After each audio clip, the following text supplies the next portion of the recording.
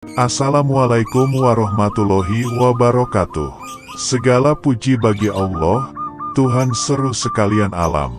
Kali ini akan dibacakan sejarah Syekh Nawawi Banten Sang Maha Guru Sejati.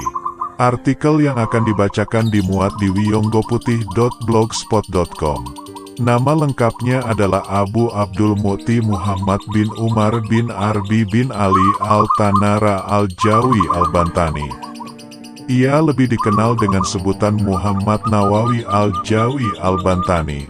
Tahun 1230 sampai tahun 1314 Hijriah, tahun 1815 sampai tahun 1897 Masehi. Lahir dengan nama Muhammad Nawawi bin Umar bin Arabi. Ulama besar ini hidup dalam tradisi keagamaan yang sangat kuat. Ulama yang lahir di Kampung Tanara, sebuah desa kecil di Kecamatan Tirtayasa, Kabupaten Serang, Provinsi Banten, sekarang di Kampung Pesisir, Desa Pedalaman Kecamatan Tanara depan Masjid Jami Syekh Nawawi Bantani, pada tahun 1230 Hijriah atau 1815 Masehi ini bernasab kepada keturunan Maulana Hasanuddin putra Sunan Gunung Jati, Cirebon. Keturunan ke-12 dari Sultan Banten. Nasab dia melalui jalur ini sampai kepada baginda Nabi Muhammad Sallallahu Alaihi Wasallam. Melalui keturunan Maulana Hasanuddin yakni Pangeran Suniara Ras, yang makamnya hanya berjarak 500 meter dari bekas kediaman dia di Tanara. Nasab Ahlul Bait sampai ke Syekh Nawawi. Ayah dia seorang ulama Banten, Umar bin Arabi. Ibunya bernama Zubaidah. Pendidikan Syekh. Pada usia 5 tahun Syekh Nawawi belajar langsung di bawah asuhan ayahandanya. Di usia yang masih kanak-kanak ini, beliau pernah bermimpi bermain dengan anak-anak sebayanya di sungai. Karena merasakan haus ia meminum air sungai tersebut sampai habis. Namun, rasa dahaganya tak kunjung surut. Maka Nawawi bersama teman-temannya beramai-ramai pergi ke laut dan air laut pun diminumnya seorang diri hingga mengering. Ketika usianya memasuki 8 tahun, anak pertama dari 7 bersaudara itu memulai pengembaraannya mencari ilmu. Tempat pertama yang dituju adalah Jawa Timur. Namun sebelum berangkat, Nawawi kecil harus menyanggupi syarat yang diajukan oleh ibunya. Kudoakan dan kurestui kepergianmu mengaji dengan syarat jangan pulang sebelum kelapa yang sengaja kutanam ini berbuah. Demikian restu dan syarat sang ibu. Dan Nawawi kecil pun menyanggupinya. Maka berangkatlah Nawawi kecil menjalankan kewajibannya sebagai seorang muslim yaitu menuntut ilmu. Setelah 3 tahun di Jawa Timur, beliau pindah ke salah satu pondok di daerah Cikampek, Jawa Barat, khusus belajar lughat, bahasa, beserta dengan 2 orang sahabatnya dari Jawa Timur. Namun, sebelum diterima di pondok baru tersebut, mereka harus mengikuti tes terlebih dahulu. Ternyata mereka bertiga dinyatakan lulus.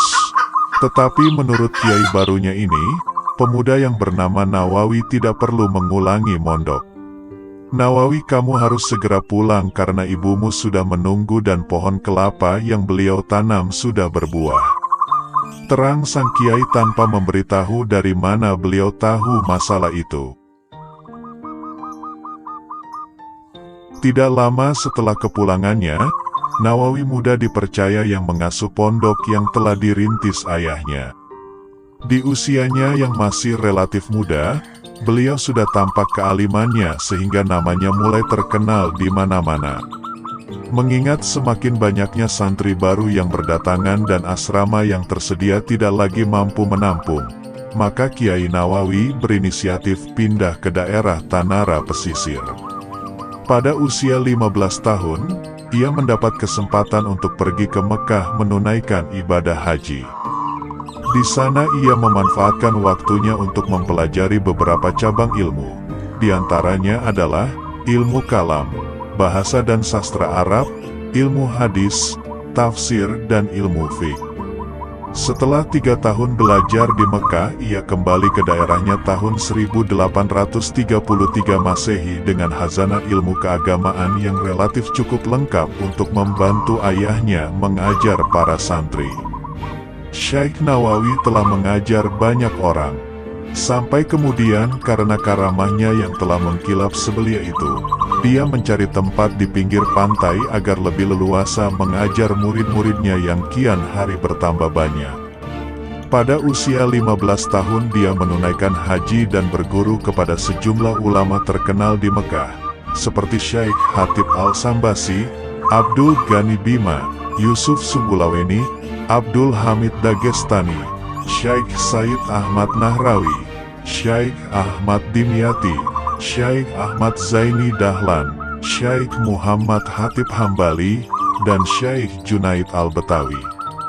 Tapi guru yang paling berpengaruh adalah Syekh Said Ahmad Nahrawi, Syekh Junaid Al-Betawi dan Syekh Ahmad Dimyati, ulama terkemuka di Mekah. Lewat ketiga syekh inilah karakter dia terbentuk. Selain itu juga ada 2 ulama lain yang berperan besar mengubah alam pikirannya, yaitu Syekh Muhammad Hatib dan Syekh Ahmad Zaini Dahlan, ulama besar di Madinah. Perjuangan dan nasionalisme Syekh. 3 tahun bermukim di Mekah, dia pulang ke Banten. Sampai di tanah air dia menyaksikan praktik-praktik ketidakadilan, kesewenang-wenangan dan penindasan dari pemerintah Hindia Belanda. Ia melihat itu semua lantaran kebodohan yang masih menyelimuti umat. Tak ayal, gelora jihad pun berkobar. Dia keliling Banten mengobarkan perlawanan terhadap penjajah. Tentu saja pemerintah Belanda membatasi gerak-geriknya. Dia dilarang berkhutbah di masjid-masjid. Bahkan belakangan dia dituduh sebagai pengikut Pangeran Diponegoro yang ketika itu memang sedang mengobarkan perlawanan terhadap penjajahan Belanda, tahun 1825 sampai tahun 1830 Masehi. Sebagai intelektual yang memiliki komitmen tinggi terhadap prinsip-prinsip keadilan dan kebenaran, apa boleh buat Syekh Nawawi terpaksa menyingkir ke negeri Mekah, tepat ketika perlawanan Pangeran Diponegoro padam pada tahun 1830 Masehi. Ulama besar ini di masa mudanya juga menularkan semangat nasionalisme dan patriotisme di kalangan rakyat Indonesia. Begitulah pengakuan Snouk Haurgronje. Begitu sampai di Mekah, dia segera kembali memperdalam ilmu agama kepada guru-gurunya. Dia tekun belajar selama 30 tahun, sejak tahun 1830 hingga 1860 Masehi. Ketika itu memang dia berketetapan hati untuk mukim di Tanah Suci, satu dan lain hal untuk menghindari tekanan kaum penjajah Belanda. Nama dia mulai masyhur ketika menetap di Syib Ali, Mekah. Dia mengajar di halaman rumahnya. Mula-mula muridnya cuma puluhan, tapi makin lama makin jumlahnya kian banyak. Mereka datang dari berbagai penjuru dunia. Maka jadilah Syekh Nawawi Al-Bantani Al-Jawi sebagai ulama yang dikenal piawai dalam ilmu agama, terutama tentang tauhid, fikih, tafsir, dan tasawuf. Nama beliau semakin melejit ketika dia ditunjuk sebagai pengganti Imam Masjidil Haram, Syekh Hatib Al-Minangkabawi. Sejak itulah beliau dikenal dengan nama resmi Syekh Nawawi Al-Bantani Al-Jawi. Artinya Nawawi dari Banten, Jawa, piawai dalam ilmu agama, masyhur sebagai ulama. Tidak hanya di kota Mekah dan Madinah saja dia dikenal, bahkan di negeri Mesir nama dia masyhur di sana. Itulah sebabnya ketika Indonesia memproklamirkan kemerdekaannya, Mesir negara yang pertama-tama mendukung atas kemerdekaan Indonesia. Syekh Nawawi Banten sebagai maha guru sejati. Syekh Nawawi masih tetap mengobarkan nasionalisme dan patriotisme di kalangan para muridnya yang biasa berkumpul di perkampungan Jawa di Mekah. Di sanalah dia menyampaikan perlawanannya lewat pemikiran-pemikirannya. Kegiatan ini tentu saja membuat pemerintah Hindia Belanda berang. Tak ayal, Belanda pun mengutus Snoek Haurgronje ke Mekah untuk menemui dia. Ketika Snoek yang kala itu menyamar sebagai orang Arab dengan nama Abdul Ghafur bertanya, mengapa dia tidak mengajar di Masjidil Haram tapi di perkampungan Jawa? Dengan lembut Syekh Nawawi menjawab, pakaianku yang jelek dan kepribadianku tidak cocok dan tidak pantas dengan keilmuan seorang profesor berbangsa Arab. Lalu kata Snoek lagi, bukankah banyak orang yang tidak sepakar seperti Anda, akan tetapi juga mengajar di sana? Syekh Nawawi menjawab, kalau mereka diizinkan mengajar di sana, pastilah mereka cukup berjasa. Dari beberapa pertemuan dengan Syekh Nawawi, orientalis Belanda itu mengambil beberapa kesimpulan. Menurutnya, Syekh Nawawi adalah ulama yang ilmunya dalam, rendah hati, tidak congkak, bersedia berkorban demi kepentingan agama dan bangsa. Banyak murid-muridnya yang di belakang hari menjadi ulama, misalnya Kiai Haji Hashim Asy'ari, pendiri Nahdlatul Ulama, Kiai Haji Ahmad Dahlan, pendiri Muhammadiyah, Kiai Haji Halil Bangkalan, Kiai Haji Asnawi Kudus, Kiai Haji TB Bakri Purwakarta, KH Arsyad Tawil, dan lain-lainnya. Konon, Kiai Haji Hashim Asy'ari saat mengajar santri-santrinya di pesantren Tebu Ireng sering menangis jika membaca kitab fikih Fath al-Qorib yang dikarang oleh Syekh Nawawi. Kenangan terhadap gurunya itu amat mendalam di hati Kiai Haji Hashim Asy'ari hingga haru tak kuasa ditahannya setiap kali baris Fath al-Qorib ia ajarkan pada santri-santrinya. Syekh Nawawi Al-Bantani Al-Jawi menikah dengan Nyai Nasimah, gadis asal Tanara, Banten dan dikaruniai 3 anak, Nafisah, Maryam, Rubiah. Sang istri wafat mendahului beliau. Nama Syekh Nawawi Banten sudah tidak asing lagi bagi umat Islam Indonesia. Bahkan kebanyakan orang menjulukinya sebagai Imam Nawawi kedua. Imam Nawawi pertama adalah yang membuat Syarah Sahih Muslim, Majmu', Syarhul Muhadzab, Riyadus Sholihin, dan lain-lain. Melalui karya-karyanya yang tersebar di pesantren-pesantren tradisional yang sampai sekarang masih banyak dikaji, nama Kiai asal Banten ini seakan masih hidup dan terus menyertai umat memberikan wejangan ajaran Islam yang menyejukkan. Di setiap majelis taklim karyanya selalu dijadikan rujukan utama dalam berbagai ilmu, dari ilmu tauhid, fiqh, tasawuf sampai tafsir. Karya-karyanya sangat terkenal. Di kalangan komunitas pesantren, Syekh Nawawi tidak hanya dikenal sebagai ulama penulis kitab, tapi juga maha guru sejati, the great scholar. Nawawi telah banyak berjasa meletakkan landasan teologis dan batasan-batasan etis tradisi keilmuan di lembaga pendidikan pesantren. Ia turut banyak membentuk keintelektualan tokoh-tokoh para pendiri pesantren yang sekaligus juga banyak menjadi tokoh pendiri organisasi Nahdlatul Ulama. Apabila Kiai Haji Hashim Asy'ari sering disebut sebagai tokoh yang tidak bisa dilepaskan dari sejarah berdirinya NU, maka Syekh Nawawi adalah guru utamanya. Di sela-sela pengajian kitab-kitab karya gurunya ini, seringkali Kiai Haji Hashim Asy'ari bernostalgia bercerita tentang kehidupan Syekh Nawawi, kadang mengenangnya sampai meneteskan air mata karena besarnya kecintaan beliau terhadap Syekh Nawawi. Goresan tinta Syekh Nawawi, di samping digunakan untuk mengajar kepada para muridnya, seluruh kehidupan beliau banyak dicurahkan untuk mengarang beberapa kitab besar sehingga tak terhitung jumlahnya. Konon saat ini masih terdapat ratusan judul naskah asli tulisan tangan Syekh Nawawi yang belum sempat diterbitkan. Kitab-kitab karangan beliau banyak yang diterbitkan di Mesir. Seringkali beliau hanya mengirimkan manuskripnya dan setelah itu tidak memperdulikan lagi bagaimana penerbit menyebarkan hasil karyanya, termasuk hak cipta dan royaltinya. Selanjutnya kitab-kitab beliau itu menjadi bagian dari kurikulum pendidikan agama di seluruh pesantren di Indonesia, bahkan Malaysia, Filipina, Thailand, dan juga negara-negara di Timur Tengah.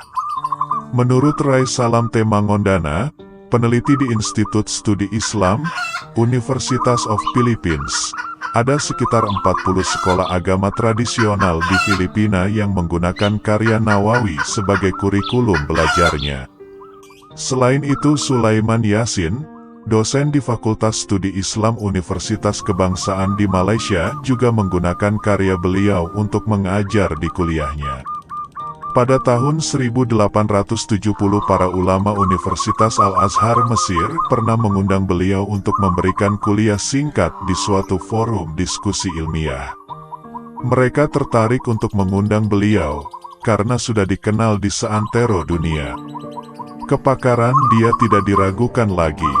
Ulama asal Mesir, Syekh Umar Abdul Jabbar dalam kitabnya Al-Durus min Madi Al-Ta'lim wa Hadiri bi Al-Masjidil Al-Haram, beberapa kajian masa lalu dan masa kini tentang pendidikan masa kini di Masjidil Haram, menulis bahwa Syekh Nawawi sangat produktif menulis hingga karyanya mencapai 100 judul lebih, meliputi berbagai disiplin ilmu.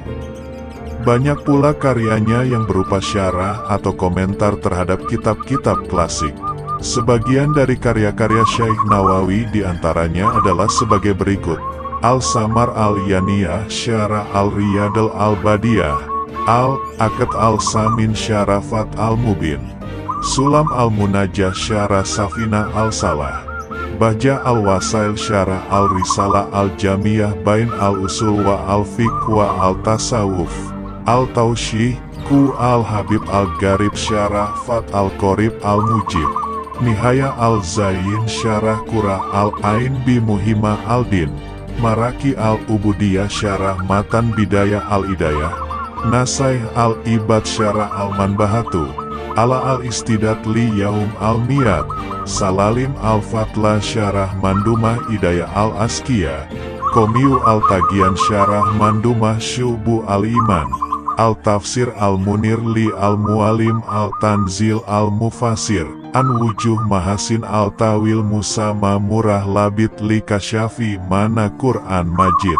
Kasif Al-Marutiyah Syarah Matan Al-Jurumiyah, Fat Al-Ghafir Al-Hatiyah Syarah Nadam Al-Jurumiyah Musama Al-Kawakib Al-Jaliyah, dan banyak lagi yang lainnya. Karya tafsirnya, Al-Munir, sangat monumental.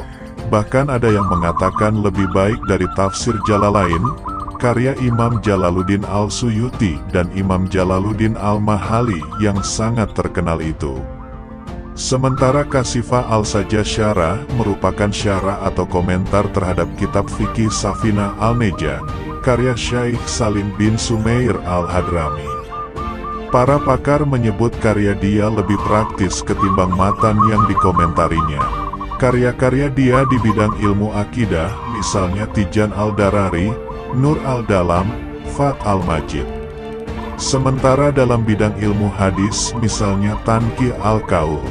Karya-karya dia di bidang ilmu fikih, yakni Sulam Al-Munajjah, Nihaya Al-Zain, Kasifah Al-Sajjah. Adapun Komiu Al-Tagian, Nasaih Al-Ibad dan Minhaj Al-Ragibi merupakan karya tasawuf. Ada lagi sebuah kitab fikih karya dia yang sangat terkenal di kalangan para santri pesantren di Jawa, yaitu Syarah Uqud Al-Lujain fi Bayan Hukuk Al-Zaujain. Hampir semua pesantren memasukkan kitab ini dalam daftar paket bacaan wajib, terutama di bulan Ramadan. Isinya tentang segala persoalan keluarga yang ditulis secara detail. Hubungan antara suami dan istri dijelaskan secara rinci.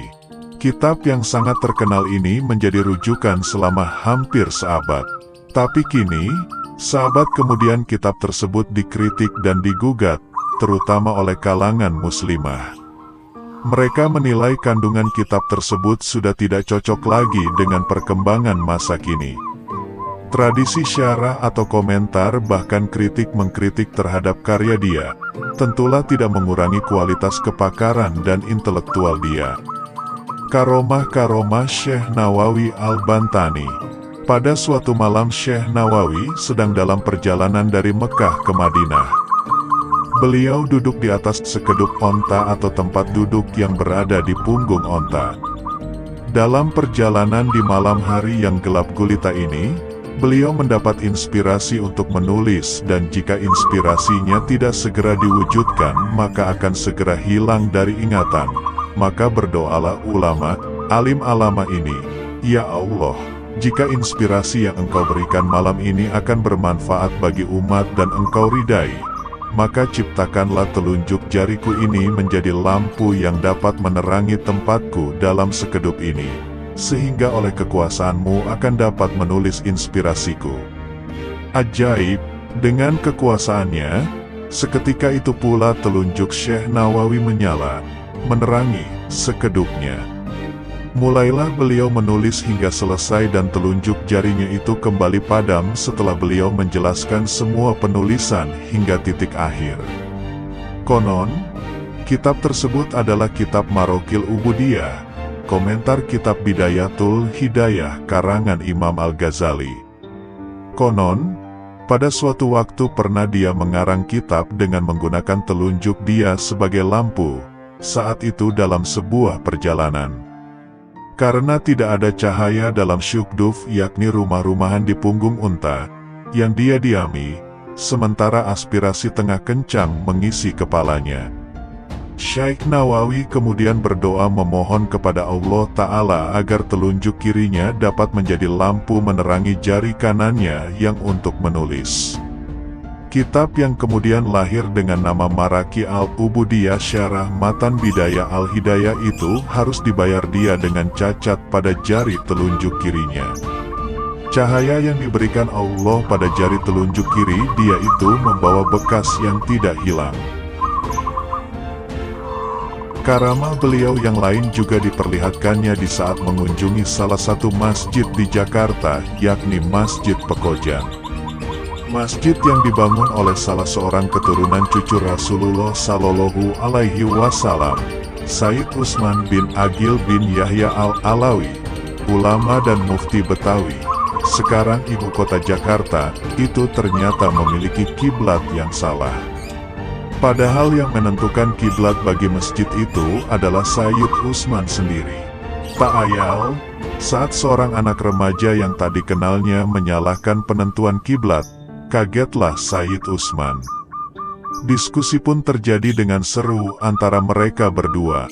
Sayyid Utsman tetap berpendirian kiblat Masjid Pekojan sudah benar. Sementara Syekh Nawawi remaja berpendapat arah kiblat mesti dibetulkan.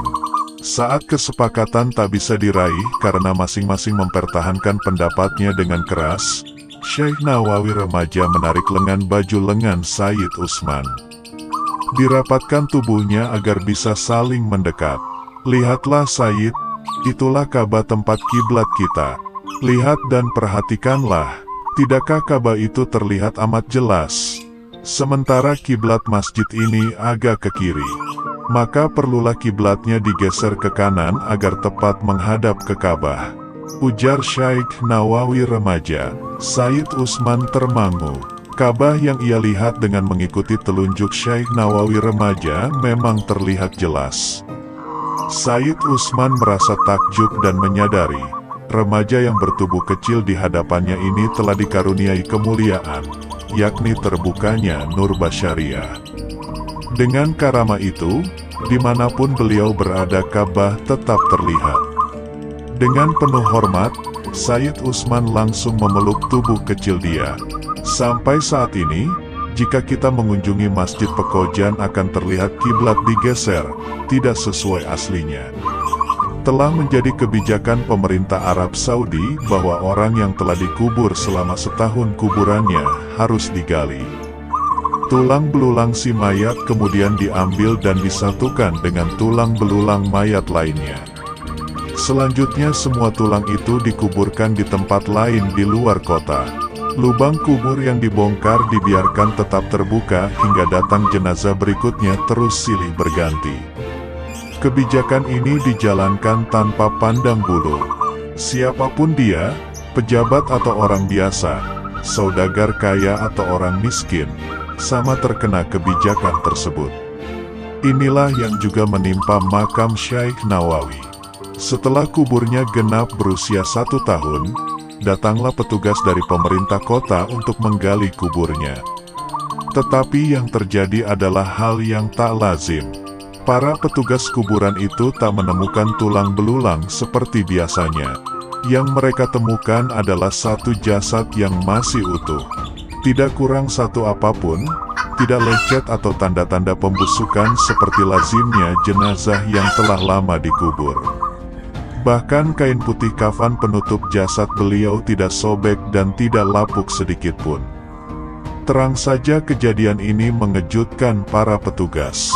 Mereka lari berhamburan mendatangi atasannya dan menceritakan apa yang telah terjadi.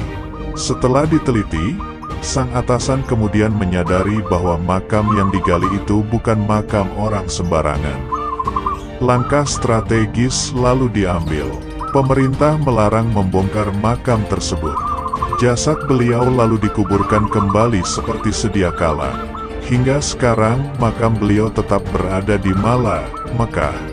Demikianlah karamah Syekh Nawawi Al-Bantani Al-Jawi. Tanah organisme yang hidup di dalamnya sedikit pun tidak merusak jasad beliau. Kasih sayang Allah Ta'ala berlimpah pada beliau. Karamah Syekh Nawawi yang paling tinggi akan kita rasakan saat kita membuka lembar demi lembar tafsir Munir yang dia karang. Kitab tafsir fenomenal ini menerangi jalan siapa saja yang ingin memahami firman Allah Subhanahu wa Ta'ala. Begitu juga dari kalimat-kalimat lugas kitab fikih, Kasifah al-Saja, yang menerangkan syariat. Begitu pula ratusan hikmah di dalam kitab Nasai al-Ibad, serta ratusan kitab lainnya yang akan terus menyirami umat dengan cahaya abadi dari buah tangan beliau. Atnya Imam, masa selama 69 tahun mengabdikan dirinya sebagai guru umat Islam telah memberikan pandangan-pandangan cemerlang atas berbagai masalah umat Islam. Syekh Nawawi wafat di Mekah pada tanggal 25 Syawal 1314 Hijriah, 1897 Masehi. Tapi ada pula yang mencatat tahun wafatnya pada tahun 1316 Hijriah, 1899 Masehi. Makamnya terletak di pekuburan Mala di Mekah. Makam beliau bersebelahan dengan makam anak perempuan dari Sayyidina Abu Bakar As-Siddiq, Asma binti Abu Bakar Al-Siddiq. Pembantaian keluarga Syekh Nawawi oleh kaum Wahabi. Kisah ini diceritakan oleh keturunan dari keluarga Syekh Nawawi Al-Bantani yang berhasil lolos dari kejaran Wahabi. Beliau adalah Kiai Haji Tabari Syazili. Berikut adalah sedikit kisah pembantaian tersebut. Pada zaman dahulu di kota Mekah, keluarga Syekh Nawawi bin Umar Al-Bantani, mualif kitab pun tidak luput dari sasaran pembantaian Wahabi. Ketika salah seorang keluarga beliau sedang duduk memangku cucunya, kemudian gerombolan Wahabi datang memasuki rumahnya tanpa diundang dan langsung membunuh dan membantainya hingga tewas. Darahnya mengalir membasahi tubuh cucunya yang masih kecil yang sedang dipangku oleh beliau. Sedangkan keluarganya yang lain, terutama golongan yang laki-laki, dikejar-kejar oleh gerombolan Wahabi untuk dibunuh.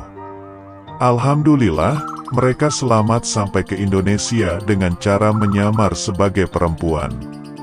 Posisi strategis Syekh Nawawi bagi dunia dan Indonesia.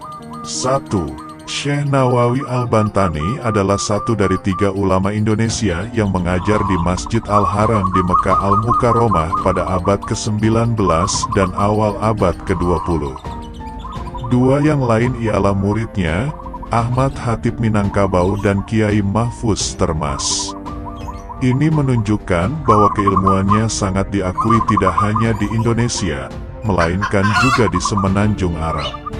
Syekh Nawawi sendiri menjadi pengajar di Masjid Al-Haram sampai akhir hayatnya, yaitu sampai 1898, lalu dilanjutkan oleh kedua muridnya itu. Wajar jika ia dimakamkan berdekatan dengan makam istri Nabi, Khadijah di Mala. 2. Syekh Nawawi Al-Bantani mendapatkan gelar Sayyidu Ulama Al-Hijaz, yang berarti sesepuh ulama Hijaz, atau guru dari ulama Hijaz, atau akar dari ulama Hijaz. Yang menarik dari gelar di atas adalah, beliau tidak hanya mendapatkan gelar Sayyidu Ulama Al-Indonesia, sehingga bermakna bahwa kealiman beliau diakui di semenanjung Arabia, apalagi di tanah airnya sendiri. Selain itu, beliau juga mendapat gelar Al-Imam wa Al-Faham Al-Mudakik, yang berarti tokoh dan pakar dengan pemahaman yang sangat mendalam. Snouk Haurgronje member gelari Doktor Teologi. 3. Pada tahun 1870, Syekh Nawawi diundang para ulama Universitas Al-Azhar dalam sebuah seminar dan diskusi, sebagai apresiasi terhadap penyebaran buku-buku Syekh Nawawi di Mesir. Ini membuktikan bahwa ulama Al-Azhar mengakui kepakaran Syekh Nawawi Al-Bantani. 4. Paling tidak terdapat 34 karya Syekh Nawawi yang tercatat dalam Dictionary of Arabic Print Books. Namun beberapa kalangan lainnya malah menyebut karya-karyanya mencapai lebih dari 100 judul, meliputi berbagai disiplin ilmu, seperti tauhid, ilmu kalam, sejarah, syariah, tafsir, dan lainnya. Sebagian karyanya tersebut juga diterbitkan di Timur Tengah. Dengan kiprah dan karya-karyanya ini, menempatkan dirinya sebagai alim terpandang di Timur Tengah, lebih-lebih di Indonesia. 5. Kelebihan dari Syekh Nawawi Al-Bantani adalah menjelaskan makna terdalam dari bahasa Arab, termasuk sastra Arab yang susah dipahami, melalui syarah-syarahnya. Bahasa yang digunakan Syekh Nawawi memudahkan pembaca untuk memahami isi sebuah kitab. Wajar jika syarah Syekh Nawawi menjadi rujukan, karena dianggap paling otentik dan paling sesuai maksud penulis awal. Bahkan, di Indonesia dan beberapa negara lain, syarah Syekh Nawawi paling banyak dicetak, yang berarti paling banyak digunakan dibandingkan dengan buku yang terbit tanpa syarahnya. 6. Syekh Nawawi hidup di zaman di mana pemikiran Islam penuh perdebatan ekstrim antara pemikiran yang berorientasi pada syariat dan mengabaikan hal yang bersifat sufistik di satu sisi, seperti Wahabi, serta sebaliknya pemikiran yang menekankan sufisme lalu mengabaikan syariat di sisi lain, seperti tarekat aliran Ibnu Arabi. Kelebihan dari Syekh Nawawi adalah mengambil jalan tengah di antara keduanya. Menurutnya, syariat memberikan panduan dasar bagi manusia untuk mencapai kesucian rohani. Karena itu, seseorang dianggap gagal jika setelah melaksanakan panduan syariat dengan baik, namun rohaninya masih kotor. Hal sama juga berlaku bagi seorang sufi. Mustahil ia akan mencapai kesucian rohani yang hakiki, bukan kesucian rohani yang semu, jika ia melanggar atau malah menabrak aturan syariat. Selain itu, di masa itu juga muncul pemikiran yang secara ekstrim mengutamakan akli dan mengabaikan nakli atau sebaliknya mengutamakan nakli dan mengabaikan akli. Namun Syekh Nawawi berhasil mempertemukan di antara keduanya, bahwa dalil nakli dan akli harus digunakan secara bersamaan. Namun jika ada pertentangan di antara keduanya, maka dalil nakli harus diutamakan. 7. Dalam konteks Indonesia, Syekh Nawawi merupakan tokoh penting yang memperkenalkan dan menancapkan pengaruh teologi Asariyah. Teologi ini merupakan teologi jalan tengah antara teologi Qadariyah, bahwa manusia mempunyai kebebasan mutlak, dengan teologi Jabariyah yang menganggap manusia tidak mempunyai kebebasan untuk berbuat baik atau berbuat jahat. 8. Cara berpikir jalan tengah ini kemudian diadopsi dengan baik oleh Nahdlatul Ulama, NU. Karena itu, banyak kalangan yang berpandangan bahwa NU merupakan institusionalisasi dari cara berpikir yang dianut oleh Syekh Nawawi Al-Bantani. Apalagi pendiri NU, Kiai Haji Hashim Asy'ari merupakan salah satu murid dari Syekh Nawawi Al-Bantani.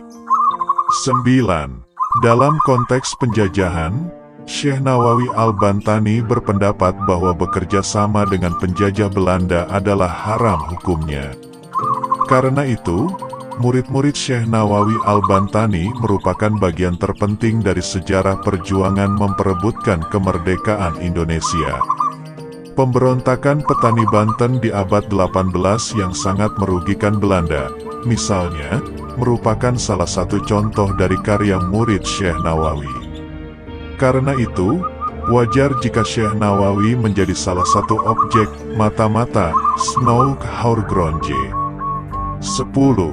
Berdasarkan penelitian Martin van Pruwenesen, Indonesianis dari Belanda, setelah mengadakan penelitian di 46 pesantren terkemuka di Indonesia, ia berkesimpulan bahwa 42 dari 46 pesantren itu menggunakan kitab-kitab yang ditulis Syekh Nawawi Al-Bantani. Menurut Martin, sekurang-kurangnya 22 karangan Nawawi yang menjadi rujukan di berbagai pesantren.